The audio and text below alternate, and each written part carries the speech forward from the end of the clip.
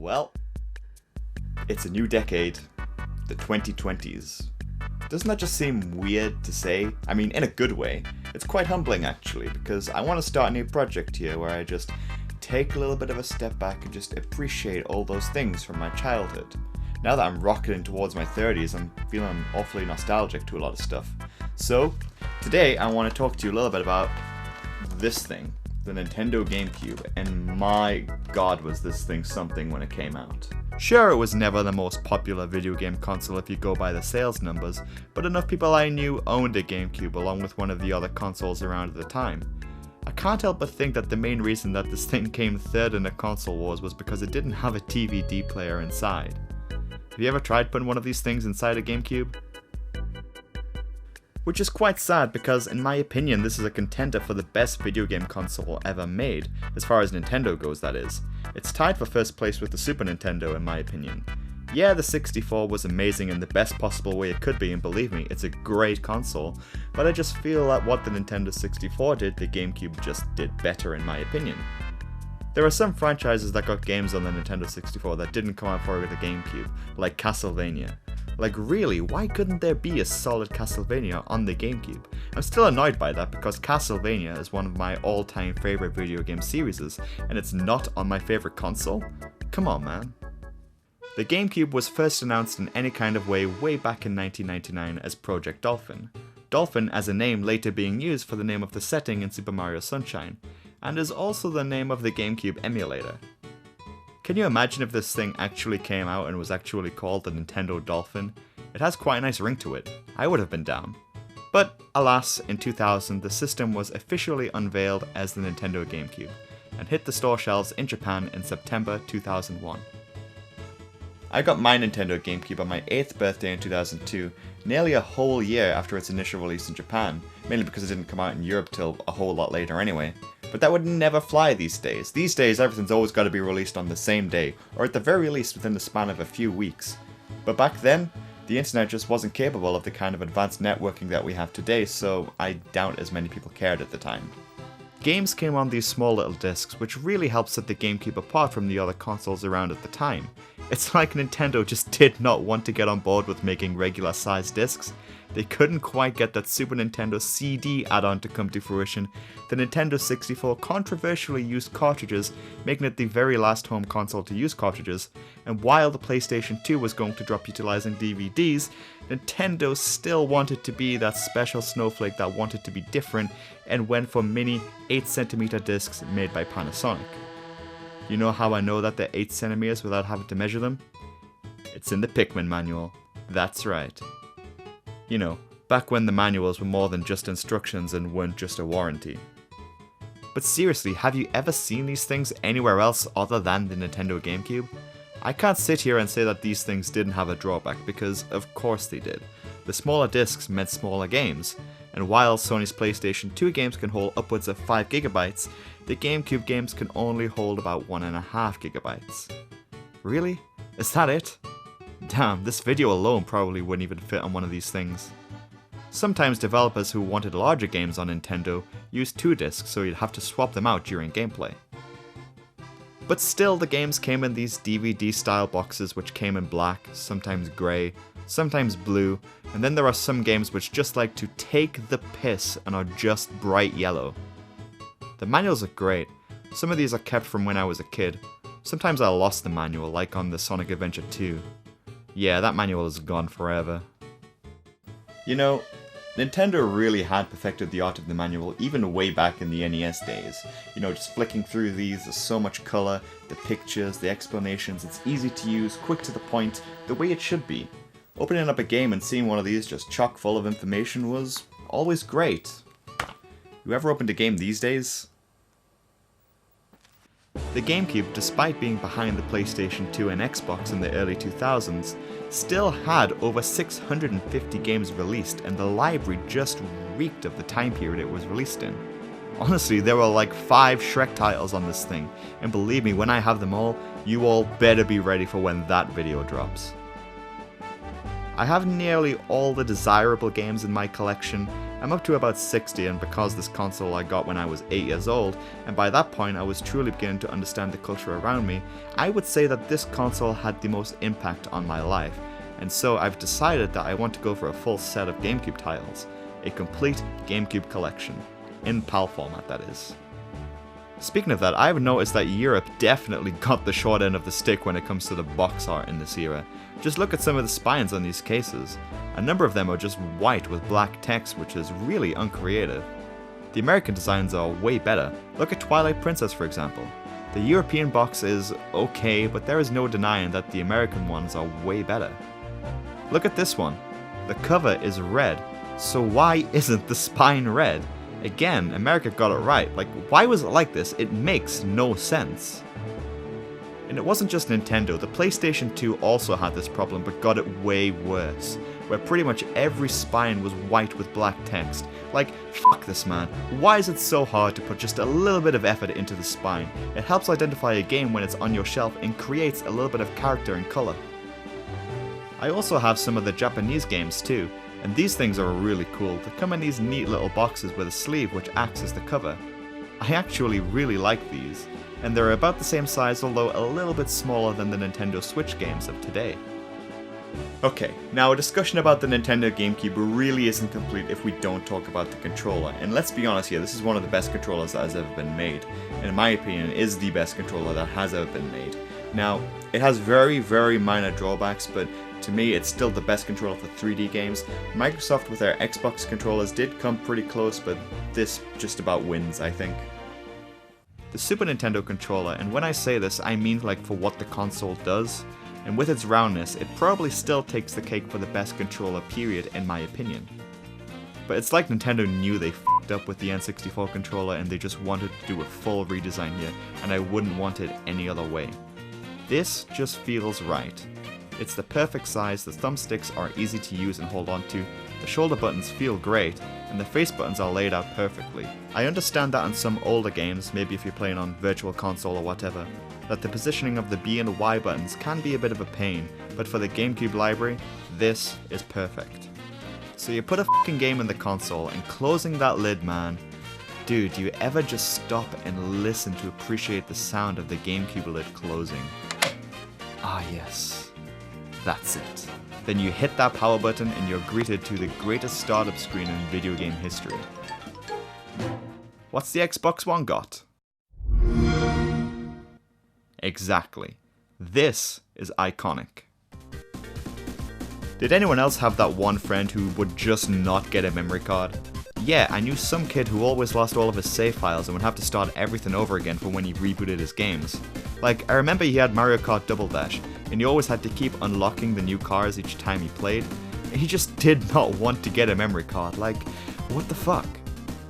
Then again, this was the same kid who decided to eat the rubber grips off some of my GameCube controllers. I am actually not joking about that, that is 100% true. So yeah, like I can't really show you every game on the Nintendo GameCube, that would just take me far too long. So what we're going to do is we're just going to take a few games that I originally grew up with and just plow through them and give you a quick rundown.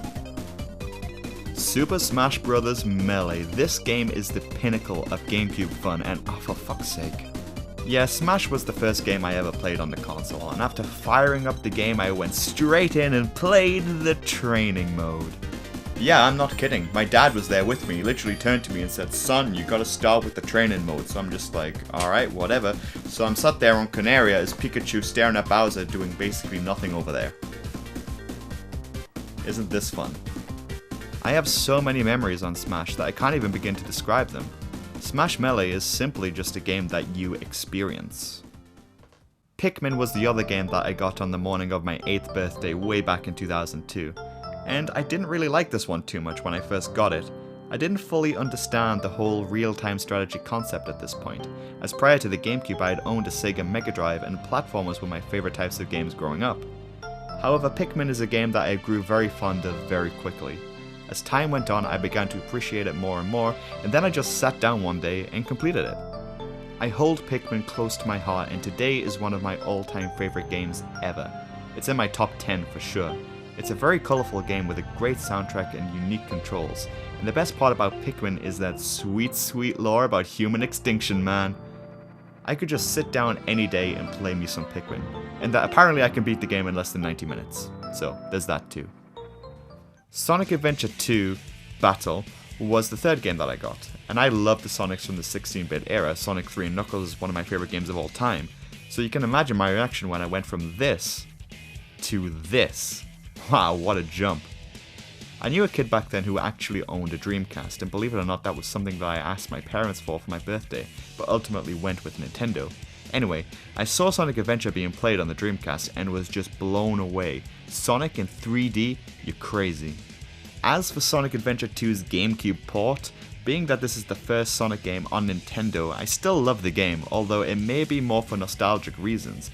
The game does have a number of flaws, but the positives definitely outweigh them. I put tons of time as a kid into the Chow Garden extension of the game. This was around that time when virtual pets like Tamagotchi were popular, so we kids back then loved this. One thing I do regret to say is that my old Chow Garden save file did not make it through the sands of time. It has been lost, unfortunately. Out of all the save files that there could have been, I really wish that was the one that made it. Although I do have this old archive footage from back when I used to do Let's Plays on YouTube, so I do have that at least. Now, I have heard rumours that Sega are working on a remaster of this game for Sonic's 30th anniversary, and I wouldn't be disappointed if that is true. Super Monkey Ball. I'm not gonna lie, this game really knows how to piss me off, but you know what, I also love it. It's one of those games that I hate, but I also just love. I have so many memories of passing the controller around with my friends trying to beat the difficult stages. The game pisses me off, but I keep going back to it. I just can't let this game win over me. The party modes were also a highlight of Super Monkey Ball, and I especially love Monkey Target. From Russia with love. Yeah, the James Bond game. I got this game a little bit later on in the GameCube's life. I want to say around about 2006. I got it when I was 12 and me and my friends spent a good summer trying to beat it. Great memories there, of course. The multiplayer had the potential to be the best 007 multiplayer experience ever in my opinion. The graphics were great and the frame rate even with 4 players was also great, but the maps were huge and adding bots just wasn't an option, which in my opinion was a step back from the previous titles. I had to get this footage by trying to play using 2 controllers. What, do you actually think I have friends these days? What, are you crazy? From Russia with Love never seems to get the attention it truly deserves. Its older brother Bond games definitely have stolen the limelight in the pages of gaming history. However, if you're after a new Bond game to play, this might be worth a look.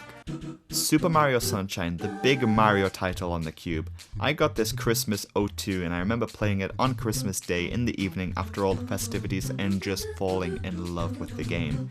I love the flood mechanic, the controls I grew to appreciate in time. This Mario controls the best out of any Mario game. And then I played Super Mario Odyssey and I just can't play Sunshine anymore. I got too used to the controls on the Switch that going back is proved to be a bit of a nightmare. Also to know that this game truly shows off what the GameCube can do graphically. This game looks incredible, but do you want to know what the best part about the graphics in Sunshine are? The water. The number of games I have played where the water just looks like total shit is immeasurable.